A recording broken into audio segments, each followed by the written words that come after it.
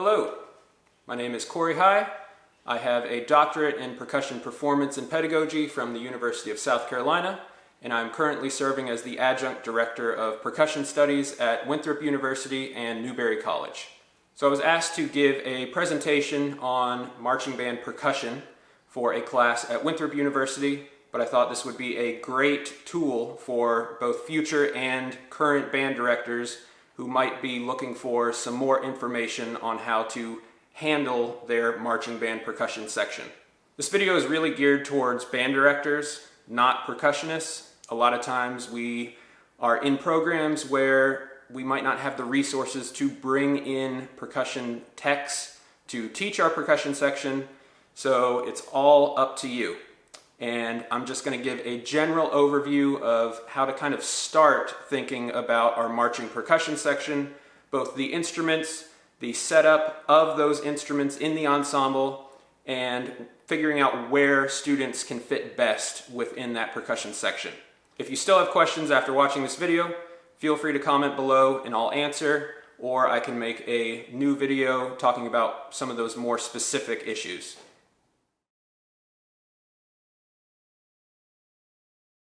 So the first thing we need to do is define our two main sections of our marching percussion. So our first is battery. That's going to be our snares, tenors, sometimes called quads, bass drums, and cymbals. You can sometimes see a drum called a flub drum. That is kind of like a marching tom, where it sounds somewhere in between a bass drum and a snare drum.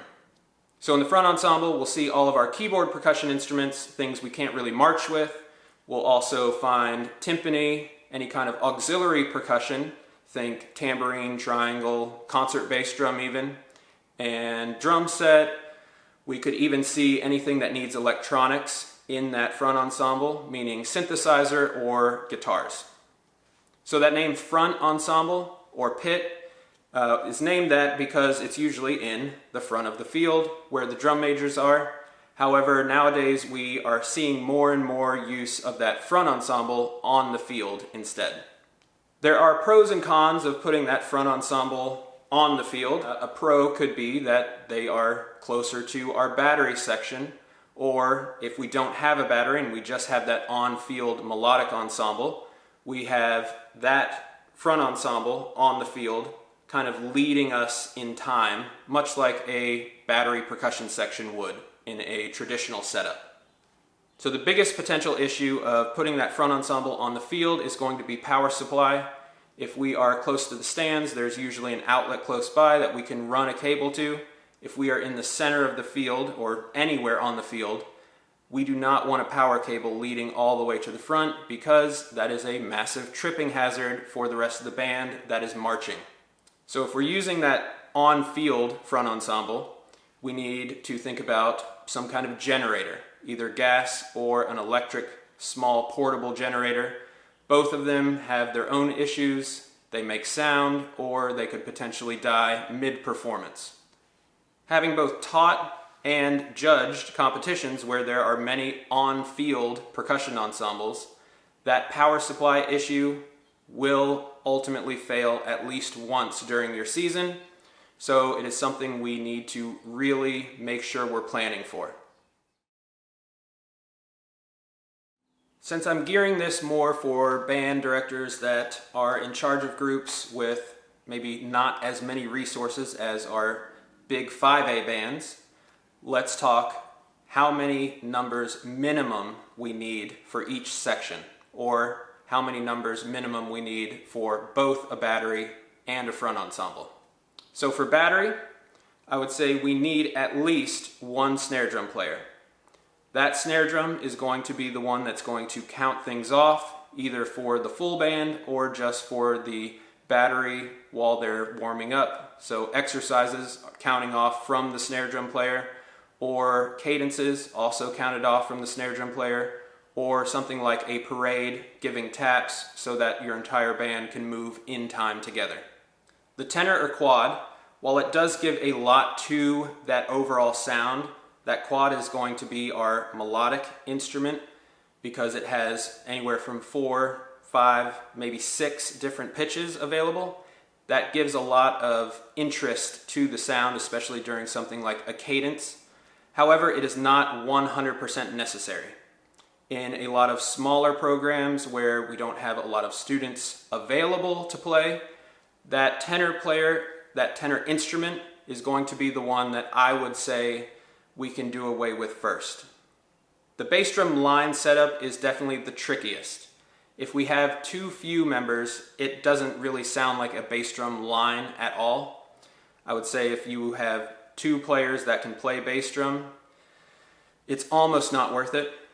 I usually like to go with a minimum of 4 bass drum players. That way, in the music, it's usually written out as a line that goes from bass drum 1 all the way to bass drum 4 at least. And in a 4/4 measure, that lines up very well. If we have less than 4 players, it becomes a little bit trickier to set up a cohesive kind of bass drum motion within a piece of music. So the cymbal line is very much an optional addition to your band. A lot of times if we also have a front ensemble, that front ensemble can cover a lot of those cymbal line parts so that we're not missing that feel from the overall music. Also, I would highly recommend that you invest in marching specific cymbals. So things that are either labeled marching or sometimes they're called stadium, depending on the different brand of cymbals you're looking for. These are usually cheaper than our concert cymbals, however, they're still expensive. And if we have to outfit, let's say, multiple cymbal players, that price can be a determining factor whether or not we have a cymbal line or we choose to just put those cymbal parts in our front ensemble. The reason we do not want to use concert cymbals on the field is that the marching cymbals are made to take that extra abuse. So we're usually hitting them a lot harder and we're hitting them more continuously than we usually do in, let's say, a full concert band piece. So in the front ensemble, we have a lot of freedom when it comes to numbers of students needed. We really don't have a minimum necessary. I guess 1 player would be our minimum.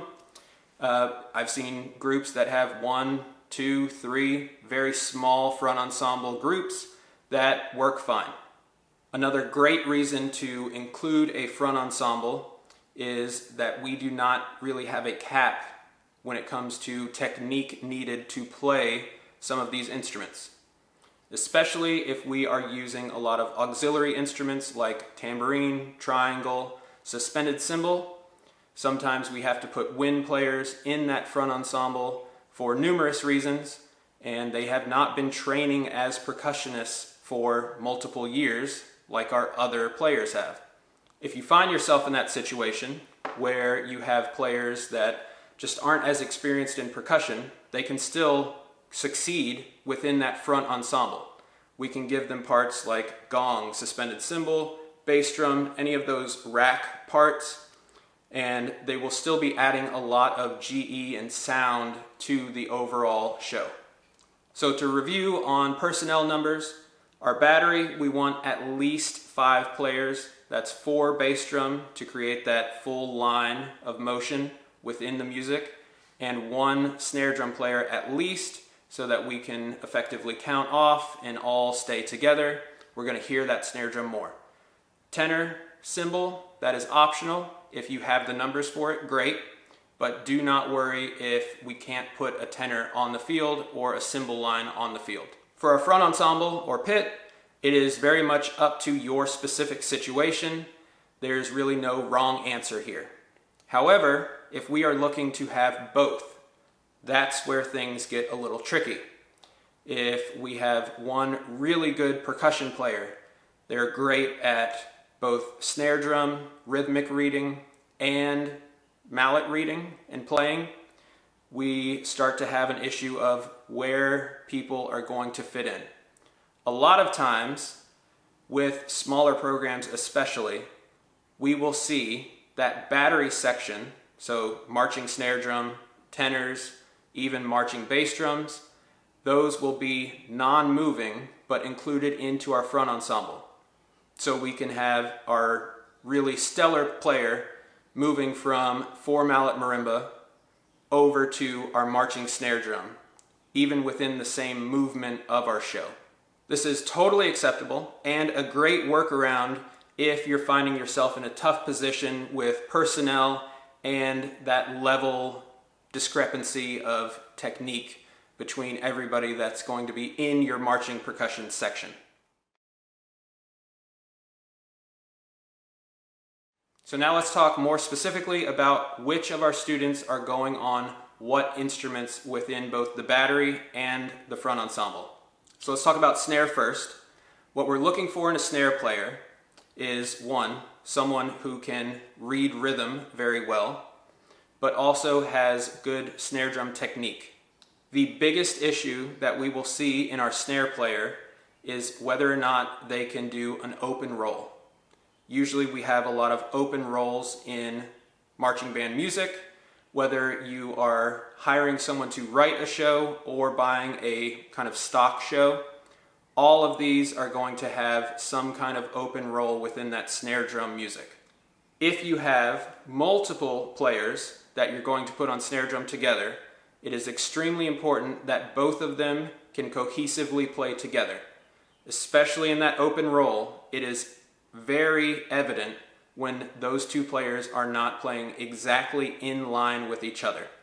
To make things even more complicated, we have two possible techniques that we can choose from for our snare drum players. That's going to be either matched or traditional.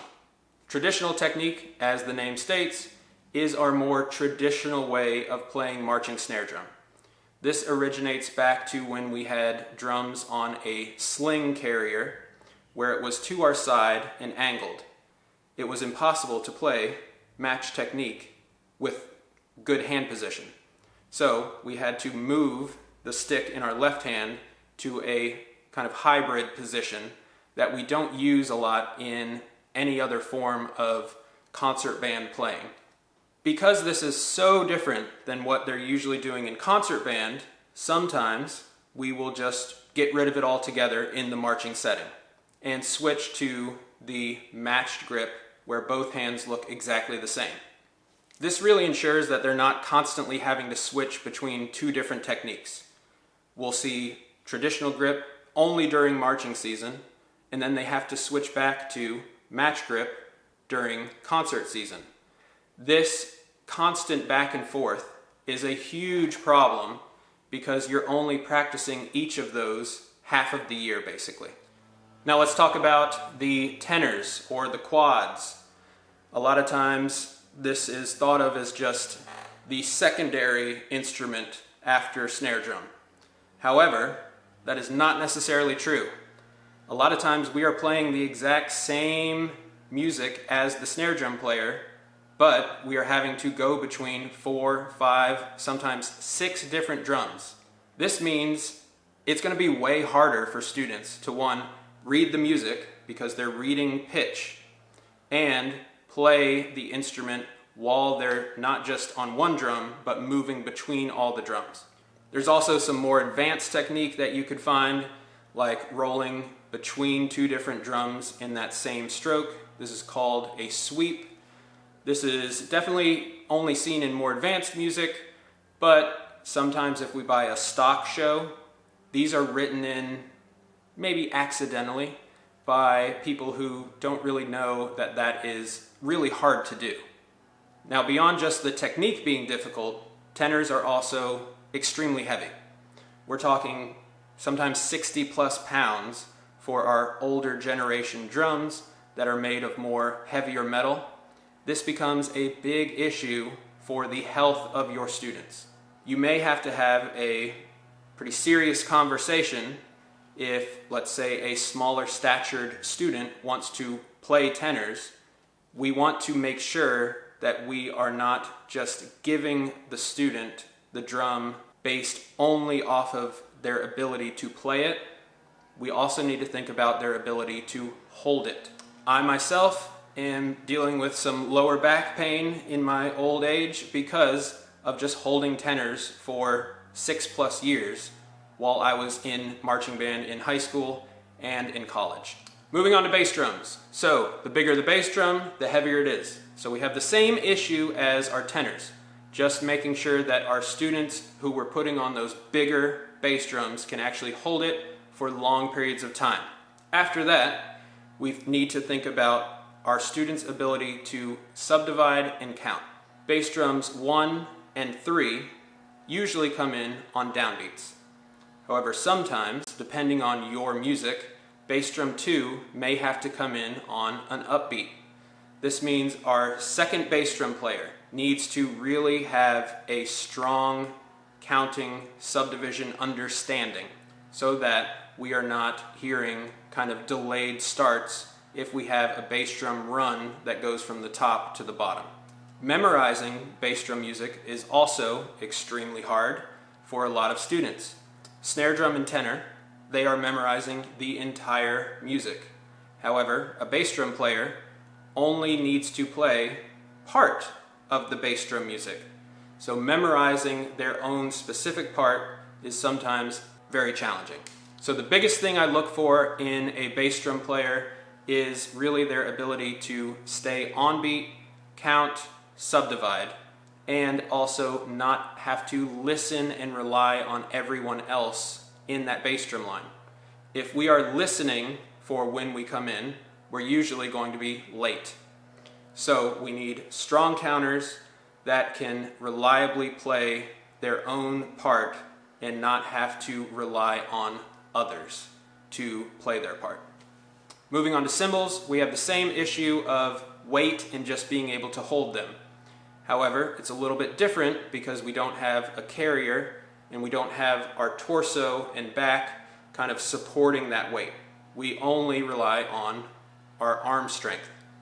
So choose wisely who will be playing cymbals because they will get fatigued very quickly.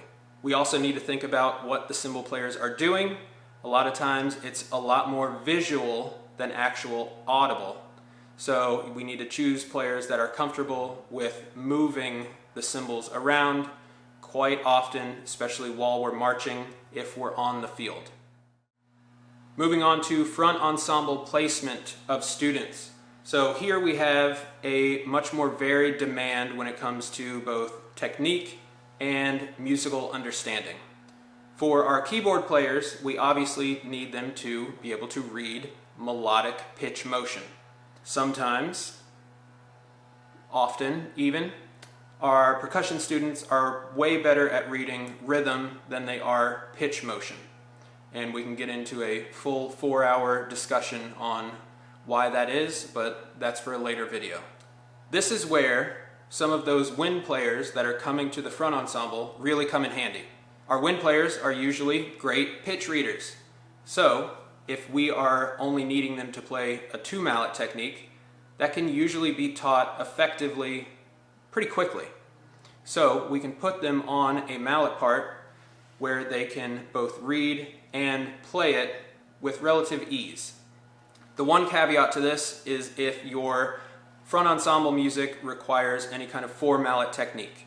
If your students have not already been introduced and practiced that 4-mallet technique, I would get rid of any of the 4-mallet parts. Rewrite them, water them down a little bit so that they can be performed with 2 mallets instead, because 4-mallet technique, if done incorrectly, can create some health issues, some hand health issues. If we are constantly, over large periods of time throughout a marching band season, playing a 4-mallet part with bad technique, this can create, eventually, tendinitis, carpal tunnel, all of these things that as musicians we fear. Another potential barrier could be found on the vibraphone. Not only are we playing the same music usually as a marimba player would, we are having to deal with the pedal.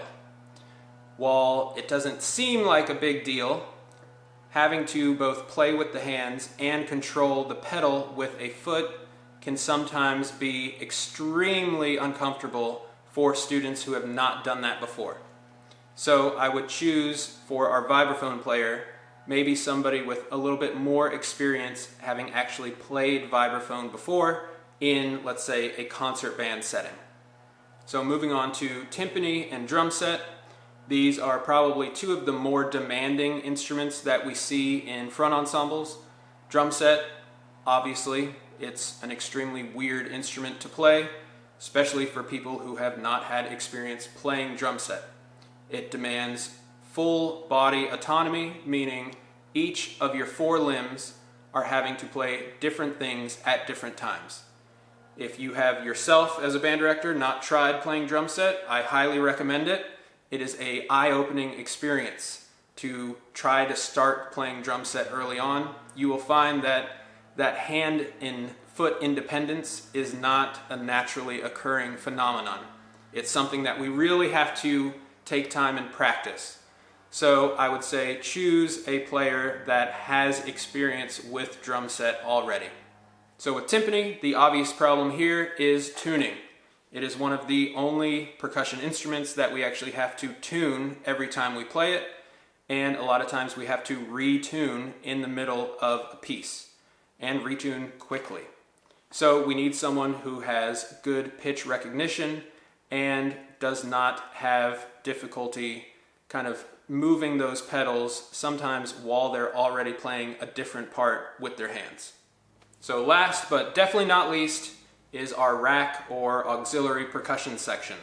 A lot of times I will see students that come into high school band, they've always wanted to play music, but they did not take band in middle school, so they might still be playing catch up in terms of reading rhythm and pitch. The rack is a great place for these players because we can kind of tailor the music around their ability and where they're at in their own music journey. So we can have them play, let's say, a tambourine part on 2 and 4 during a section, or just continuous quarter notes or continuous eighth notes. Something that is a little bit more accessible for students at a lower level. However, this does not mean that we can put our problematic students on these parts, because these instruments are usually extremely audible. They cut through the band, and if they are in a true front ensemble in front of the band, that means they are the closest instruments to the audience or to the potential judge if we're playing in a competition.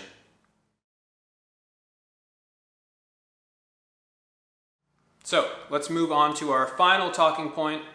After we have decided who's playing what kind of setup of percussion we're going to have in our marching band, whether it's battery only, front ensemble only, or both, how do we actually then go about getting them to play effectively as one unit? The biggest thing that will help you is, one, having a percussion tech come in and teach all of this. There's just a lot happening, from snare drum technique being different to tenor technique being different to bass drum technique. It's just so much going on that if you are the only person available to teach all of this, it just becomes overwhelming, because you also have to worry about the wind players and the guard, and not to mention all of the planning that goes into being a band director day to day. However, I know funding is not necessarily realistic to bring someone in constantly.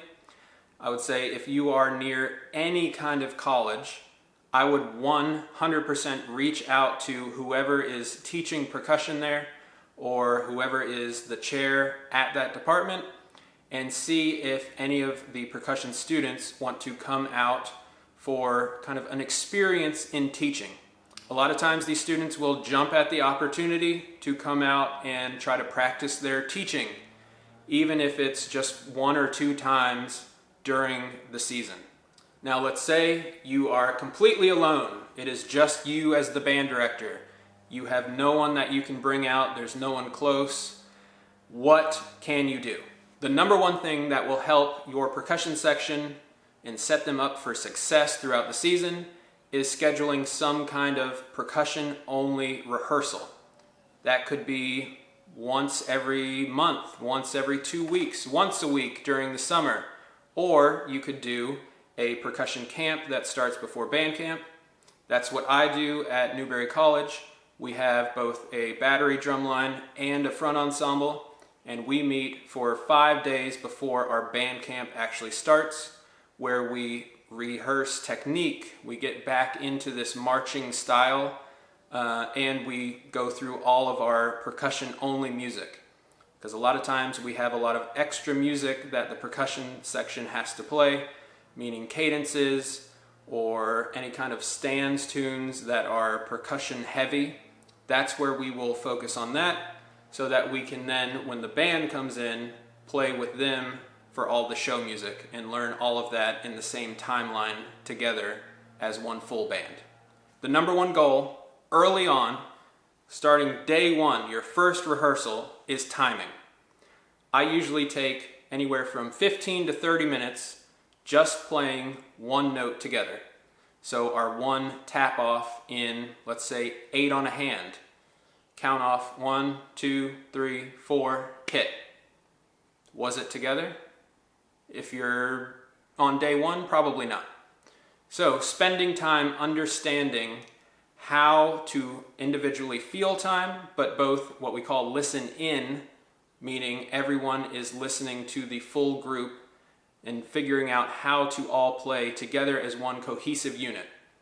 It is extremely important that your whole drumline or front ensemble or both know how to play together as a unit so that they can then set up success for the whole band to play together. So let's talk specific exercises for your battery and front ensemble. There are a million videos on this, so I'll just kind of name a few and you can do some extra research later if you're interested in any of these. So the number one, which we've all probably heard a million times, is 8 on a hand, where we're just playing 8 on each hand. The idea is we're all hitting at exactly the same time together. So working on that timing, playing as one cohesive unit. We also have accent tap. This is training our ability to move from a heavy note, so our accent, to a tap, our low note. This is extremely hard, especially for early players, because they will want to play everything at the same dynamic level. So this is really training, getting different dynamic range and sound production from each individual player, eventually sounding like everyone is doing it exactly the same way every time. Next, we'll have some kind of double beat exercise. This is really good for training how to eventually roll. So double meaning 2 on each hand. Having them play double beat together is a great way to start getting the whole drum line especially to roll together. If you think back to what I said about choosing our snare drum players, having them roll together is extremely important. The second that our 2 players or multiple players in our snare drum line are not rolling together, it is extremely audible, and that is what we want to avoid. And double beat is a great exercise to start us down that path. Moving on to front ensemble exercises. The standard front ensemble exercise that, again, we've probably heard is called a green scale. This is really just training our scalar motion up and down the keyboard. And while it's called a green scale, it's really more of a pattern. And there are many different kinds of green scale patterns. And if you just search green scale, you can find multiple different versions of this. This is a great exercise because you can use it in any major or minor scale. So you can go over only the scales that are in your show, or you can kind of solidify their music theory knowledge and scalar knowledge by going through all 12 major scales and maybe even some minor scales. After that, we also want to train some kind of leaping motion. So where we're not just going up and down a scale, but we are kind of jumping around. The hardest part of playing any kind of keyboard percussion instrument is accuracy, because we are not actually physically touching the instrument. It's extremely hard to be accurate on, let's say, marimba, where we could be dealing with an instrument that is 8, 9 feet long. Having to jump around such a large instrument is extremely hard for students, especially if they haven't had that much experience doing it before. Finally, learning the actual show music. If we have battery and front ensemble, I would not rehearse them together initially. Because the music demands are so different from each other, meaning we're dealing with pitch with the front ensemble, and a lot of rhythm with the battery, having them separate into subsectionals is extremely helpful early on because we're usually moving at a different pace between those two sections. So I would have battery go through, clean up with front ensemble, kind of learning their notes early on, especially if we're dealing with less advanced or early stage music learners. We might have to worry about writing in some pitches, rehearsing smaller chunks than the battery has to. So rehearsing them separately and then getting to the point where we can come back together as one cohesive unit is extremely helpful. Another thing to think about with front ensemble is whether or not we are using any kind of electronics, anything that requires power. If we're using mics, anything that needs to be plugged in, that is all something that we have to rehearse with the students. We want to get to the point where they know exactly what they have to do every time they get on and off the field for that show. So we need to give each of our students a very specific task, whether that's you are in charge of plugging in the speaker, you are in charge of turning on the generator, you are in charge of plugging in your specific microphone. These are all very small tasks that we forget about a lot of times, but it's extremely important to set your whole group up for success, especially in competitions where we can suffer things like time delay deductions if we take too long setting up or leaving after a performance. All of this will just help set us up for the best possible outcome throughout the season. Okay, so final thoughts. That's a lot. Dealing with the percussion section in whether it's concert band or marching band, there's a lot happening. There's a lot of different instruments, a lot of different techniques going on, a lot of different players playing different instruments that all need to be happening together as one unit.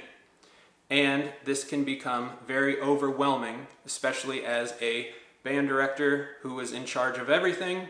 So again, my number one piece of advice is to find someone who can come in and is trained specifically in percussion that can help get all of this sorted for you. So you don't have to worry about all these very minute details. Now, I will say, if we are dealing with electronics, we need to look for someone who not only knows percussion, but can also get around all of these extra electronic needs. So someone who knows how to plug in a microphone, how to set up a soundboard, how to actually choose which microphone is best to amplify our mallet percussion instruments.